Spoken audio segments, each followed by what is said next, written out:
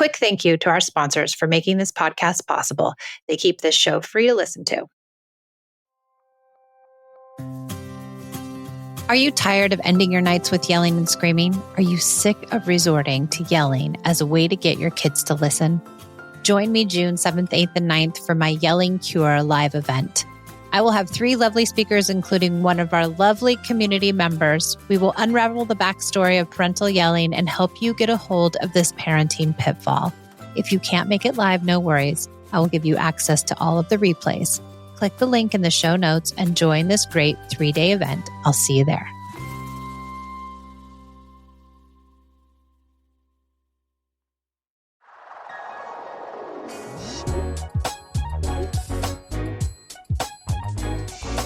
Thanks for joining me on the Peace and Parenting podcast. I'm so glad you're here. Welcome back to the Peace and Parenting podcast. I'm Michelle. I'm glad you're here. I want to read a review from Apple. This lovely parent says, brilliant and practical. I absolutely love Michelle and the relatable and practical approach she teaches with parenting, allowing our kids to experience their emotions and simply support them. Hold space. Don't try to fix it. Simply allow it. Try to model, not teach. Brilliant, she says. Thank you. Thank you so much. You are feeding right into my subject matter today, and I'm so glad you left this. I so appreciate it. Thank you very much. I love the reviews. I read the reviews. I know I probably shouldn't, but I love them. I think they feed my soul. So let's get into it. I want to talk about this idea. The idea is you should let your children fail. Yep, I said it. You should let them fail. You should let them fail now when the stakes are low. You should let them fail now while they're at your house. You should let them fail now where it's safe, where you can be supportive, where you can be empathic, and where you can guide them. You should let them fail now, and you should let them fail often. This is part of connected parenting. This is part of what I truly believe in. Failure is where we learn, and failure is where we grow.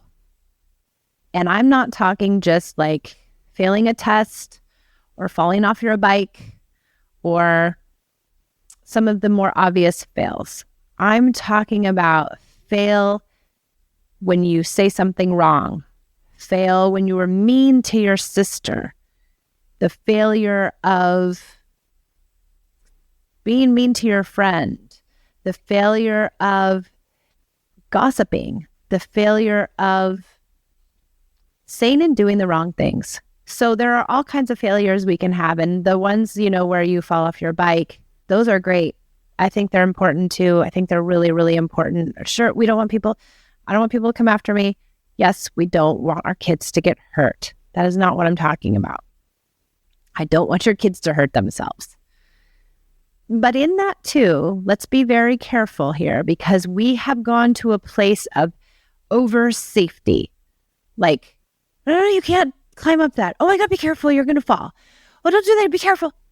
We are very worried that our kids are going to get hurt. And I think we also drag that into emotional hurt too. We're very worried they're going to get hurt emotionally or they are going to, encounter something hard emotionally or encounter something hard in life. And many times we want to prevent that. We want to prevent them from skinning their knee, and we also want to prevent them from feeling bad about something. I'm all about not necessarily avoiding those things.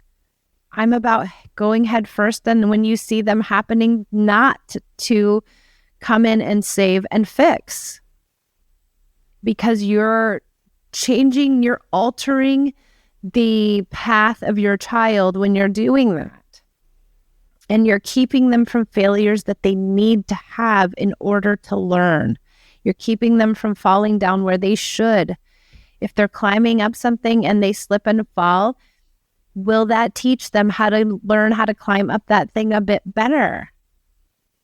And we can say the same thing for emotions and feelings and interpersonal interactions. Will they learn how to be a better person by failing at being a person, so to speak? And when we don't add the punishment and consequence and the shame and the belittlement and the correction, when they do, we allow them to fail and feel that failure inside of themselves. And that is what really creates learning. So where are places we can let them fail? I'm talking about a lot of them, it's like the kid who gets up late in the morning. Well, maybe they miss the ride to school. And if they miss the ride to school, are they going to miss all their work? And if they miss all their work for the day, are they going to have to, make it up?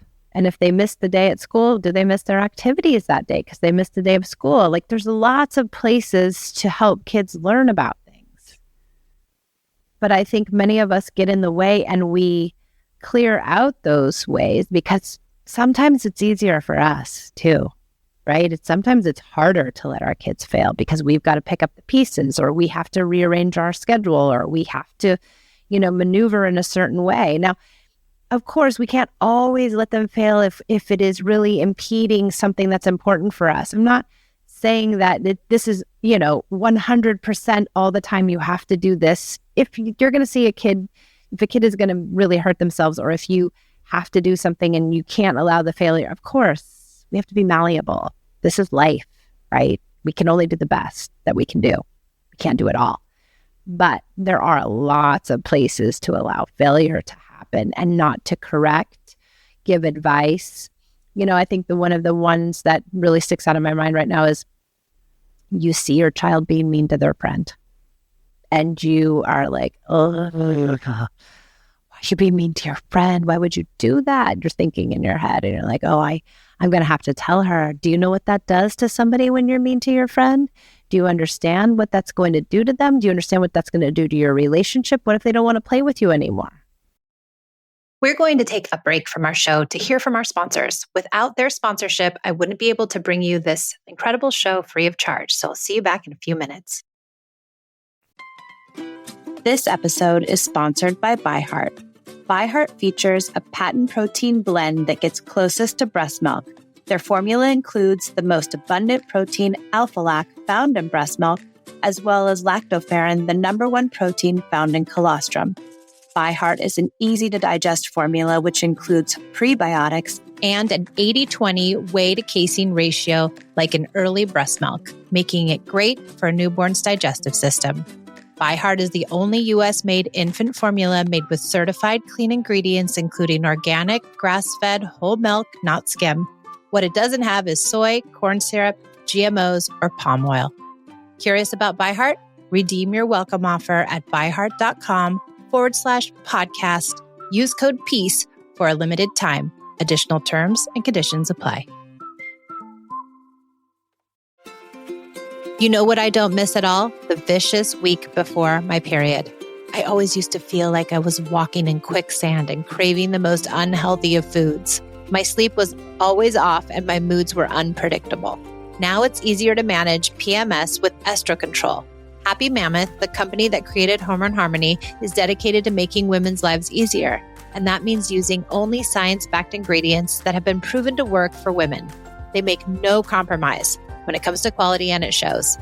And the biggest benefit, feeling like myself again. That's what women mention over and over in their reviews, and there are over 14,000 reviews of Hormone Harmony. For a limited time, you can get 15% off the entire first order at happymammoth.com. Just use code PEACE at checkout. That's happymammoth.com and use the code PEACE for 15% off today.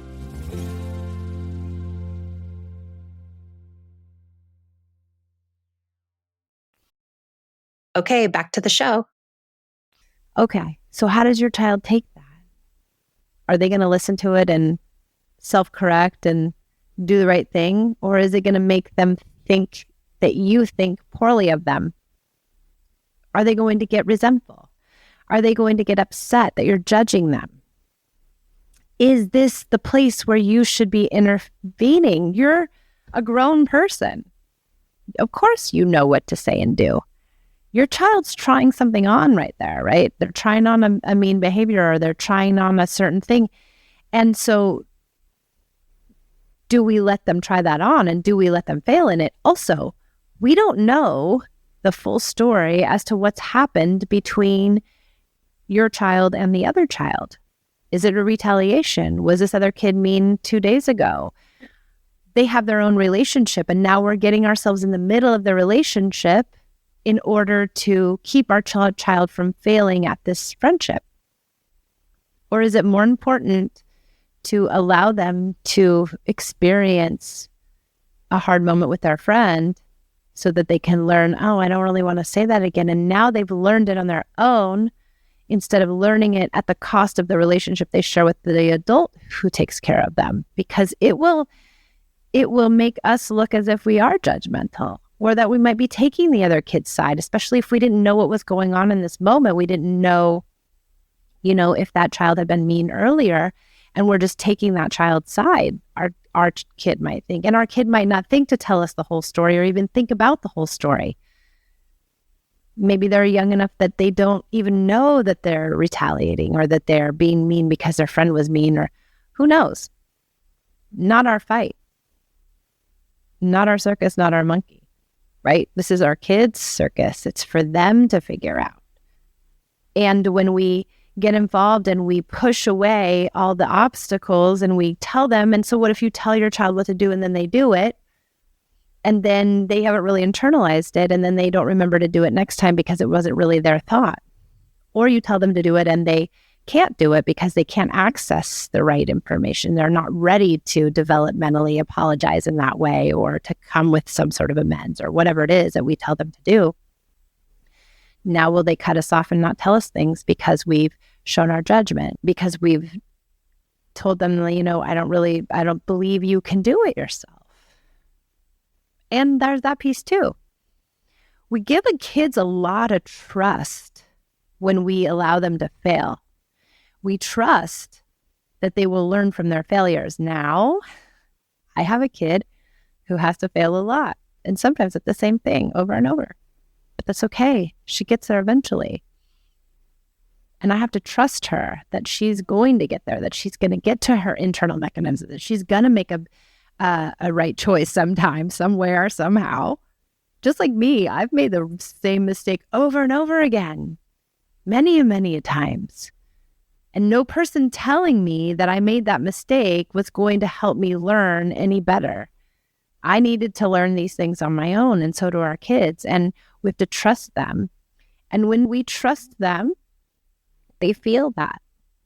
When we trust them to do their life and make decisions, when we trust that they can make decisions, then they are better decision makers because they're practicing. But when we make all the decisions for them and we usurp, all of the interactions and we curate their life, is that connected parenting, or is that actually permissive parenting? Because we're allowing them never to experience hardship. We want them to experience hardship. And when we experience hardship, we learn, I'm going to have a hard time, but guess who's going to be there? That's the other piece. Like, you have to be there when they're having the hard time. You can't just wash your hands of it and walk away and say, oh, well, that's what you thought you should do. I don't know if I'd do it like that. We don't do that. We also don't, say, I told you so. I told you not to do that. Instead, we come with empathy. Oh, she doesn't want to talk to you anymore. That's hard. I'm sorry. What happened? Oh, that's what happened. You guys had a tough moment. What do you want to do? We lean into empathy. We ask probing questions. We help them come to their own answer. We trust them. We trust that they'll get there, because they will get there, because they're smart human beings, because they come from good families, because they understand what morality is. All you people out there listening to this podcast are great parents. I know you are. You wouldn't be spending your time listening to this dang podcast, would you? Your kids are good kids. They come from great families. They understand morality. Let them practice it. Let them fail. Let them figure it out. Let them do the wrong thing. Let them get off the path. Let them fall down. Let them pick themselves up by themselves so that they can learn resilience, so they can be emotionally and physically resilient, so that things don't take them down. Because if you don't let them experience it now, what happens when they do experience it when they're 23? And they're like, oh, wow, this was hard. I've never experienced anything so hard because I never experienced anything challenging because my parents just fixed it all for me. I had a client. She was a professor, English 101. I think I've talked about her before, but I have 300 and something podcasts, so that's okay. I'm going to say it again. She said there were a lot of kids that would come to her freshman English class who would not do well, but they had great grades coming in, and she would sit with them and say, "What's happening? Why are you failing my class?" And many of them, according to her, would say, "My mom and dad took care, made sure I did my homework. My mom and dad make sure I turned my papers in. My mom and dad were always all over me." And so they didn't know how to manage. They didn't know how to take care of themselves. They had never had to. Everything got fixed for them. Everything was taken care of for them. We are here to grow up self-sufficient kids, not mamby-pamby kids who can't take care of themselves. That's not the kind of kid I want to raise. This is connective parenting. It is strong, grounded parenting. I'm here to raise resilient, self-sufficient children that aren't going to, now I say this now, God knows, going to call me every 10 minutes when they leave the house. Although I think there's a bit of that's going to happen, right? I'm anticipating this in the fall that Esme is going to call me every 10 minutes, be like, "What do I do here? What do I do there? I don't know." We've been doing a lot of lessons, like do your laundry, call your doctor, take the car to get serviced. Like, you gotta learn how to be an adult. And we've been working really hard on that this year. And she's pushed back every darn space where I've said, "No, you got to do it. No, you got to no." And because I want her to be self-sufficient, because I don't want to put out a kid into this world that's going to struggle. Let her struggle here now. She's been struggling all year with making appointments and taking the car in, and she's been struggling. But I think it's important. And my kids will tell you, "No, my mom doesn't do everything for me. I wish she did. I made Esme apply to college by herself. She had to do it. It was hers. That was her job. I'm not going to do it for you. I'm not going to pick the schools. I'm not going to help you with your essay. I'm not doing this. I'm not filling the applications out. I am not doing any of it. This is for you. You need to do it. This is developmentally appropriate for you. That's why you apply to college, not me." And I feel that way about a lot of things because this is a strong parenting ideology, not a wimpy one. It's not necessarily gentle. It is strong and grounded. It's steady. It's not fixing everything for our kids. So don't fix everything, everybody. You'll get stronger kids for it, I promise. Thanks for joining me on the Peace and Parenting podcast, and I hope you liked it. See you next time.